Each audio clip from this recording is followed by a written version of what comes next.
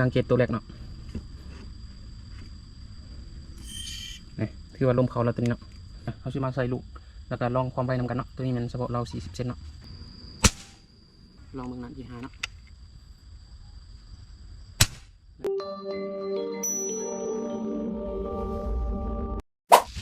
สบายดีเนาะสบายดีไอ้น้องสายลาเขาเนาะมื้อนี้เขามีเวลาเนาะเขาสิมาเทรดเราตัวนี้จะเป็นเรา50เซนของ FX เนาะกับเรา40เซนของ FX เนาะเขาสิมาเทรดเบิ่งว่า2เซนหรือว่า2ลำนี้ความยาว40เซนกับ50เซนนี่ความไวของลูกมันสิต่างกันบ่ใดเนาะกับมาใส่ชุดท็อป A เนาะตัวนี้จะเป็นท็อป A ตัวใหม่เนาะท็อป A แล้วก็แหลกจะเป็นแหลก16แหวนเนาะแหลกบอกทู16แหวนแล้วก็ตั้งลมอยู่ที่10 MPa เนาะหรือว่า1,500 PSI เนาะตัวนี้ตั้งลมอยู่1,500แล้วก็ใส่สุดมากับเป็นวาล์วข้อถังเนาะใส่กับวาล์วข้อถังเขาสิมาเทสบางว่าความไวของลูก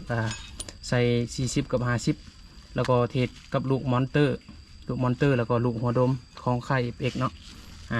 แล้วเขาก็ใส่เก็บเสียงตัวเดียวกันทุกอย่างลมตั้งแหลกสุดเฟรมสปริงคอนสปริงดอกวาล์วซ้ำกันหมดเนาะมีแต่เขาสิเปลี่ยนเราเบิ่งว่ามันสิต่างกันบ่ใดเนาะหรือว่าความไวของลูกนี้มันสิซ้ำใดเนาะเรื่องกลุ่มเขาสิเทสตามหลังเนาะเขาสิคลิปนี้เขาสิมาลองเบิ่งความไวของลูกก่อนเนาะว่ามันสิไวสิซ่าซ้ำใดเนาะก่อนอื่นเขาสิมาประกอบก่อนเนาะประกอบใส่กับถังลมเนาะถังลมตัวเขาใส่วาล์วข้อถังมันจะหันใส่เลยแบบนี้เนาะหันใส่แบบนี้เลยมันจะมีหัวเกี่ยวต่อแบบนี้เนาะ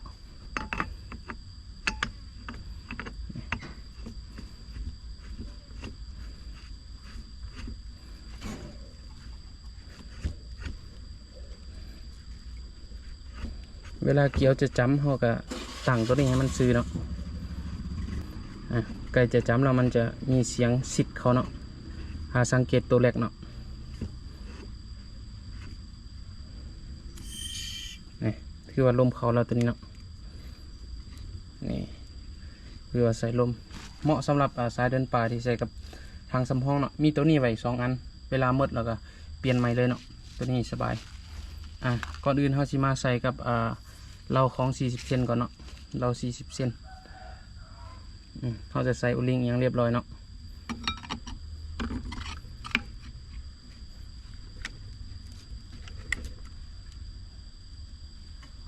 ใส่กับเรา40เซนก่อนเนาะ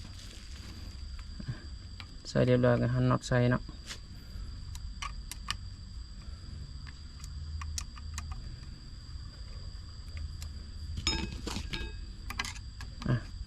แน่นอนน้ำหนักของเรา40เซนกับ50เซนมันจะต่างกันเนาะใส่น้ำหนัก40เซนน้ำหนักมันจะเบากว่าเนาะน้ำหนักจะเบากว่าเก็บเสียงเขาจะบ่ใส่ขอบลำเนาะเขาจะใส่แต่ตัวปลายเนาะปลายของเก็บเสียงเนาะกรณีใส่ปลายเขาจะหยัดใส่จำเนาะหยัดใส่จำหรือว่าเอาใส่จำเนาะบ่ให้ลมหย่อนขึ้นเนาะ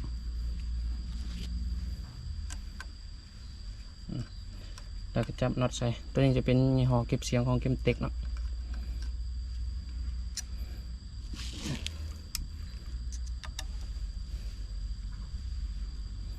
เก็บเสียงของเกมเต็ก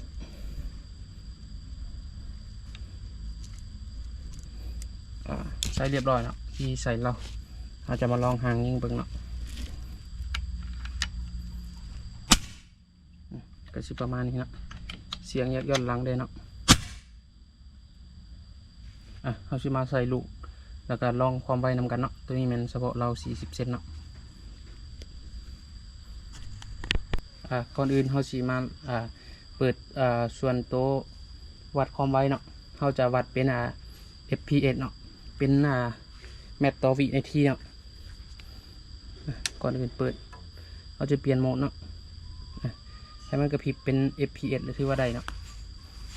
ก่อนอื่นเราสิมาลองความไวของมอนเตอร์เนาะมอนเตอร์ของตัวนี้เนาะมอนเตอร์ซาวแกนเนาะซาวแกนลองหาลูกเนาะหานั้นว่าความไวจะอยู่เท่าไรเนาะ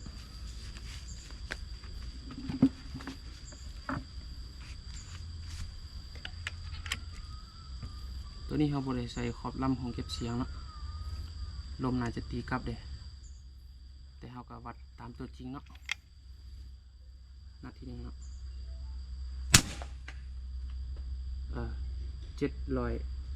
775เนาะมาเบิ่งนาที2เนาะ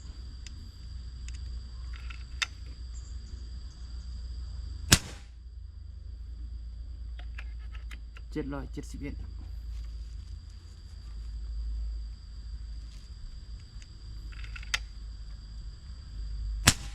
นาที3 764เนาะ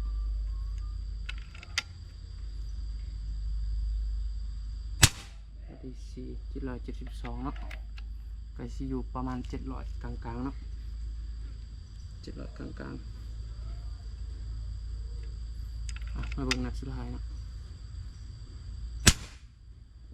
นาที5 769เนาะตัวนี้แมน5นัดของลูกมอนเตอร์เนาะเราสิมาลองอีก5นัดของลูกFX เนาะ5นัดของลูก FX ลูก FX ของตัวนี้เนาะลองอีก5นัดเนาะ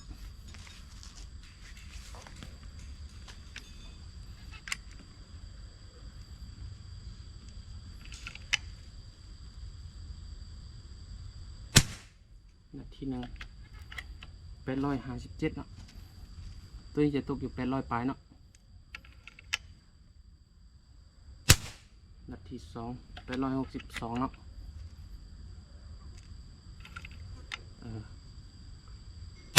นาที3 861เนาะ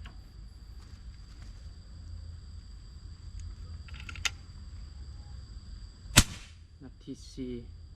850เนาะลองเบิ่งนาที5เนาะนาที5 859เนาะคือว่าส่วน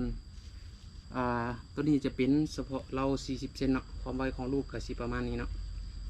ความไวของลูกก็สิประมาณนี้สำหรับเรา50เซนเราจะเอาไว้คลิปที่2เนาะอาจจะเป็น EP 2หรือว่า EP ต่อไปนะ